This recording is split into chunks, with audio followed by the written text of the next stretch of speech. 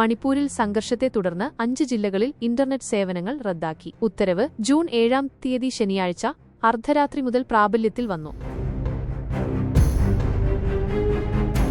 Imphal west, Imphal east, Thoubal, ബിഷ്ണുപുർ, കാക്ചിങ് എന്നീ ജില്ലകളിലാണ് internet സേവനങ്ങൾ റദ്ദാക്കിയിരിക്കുന്നത്.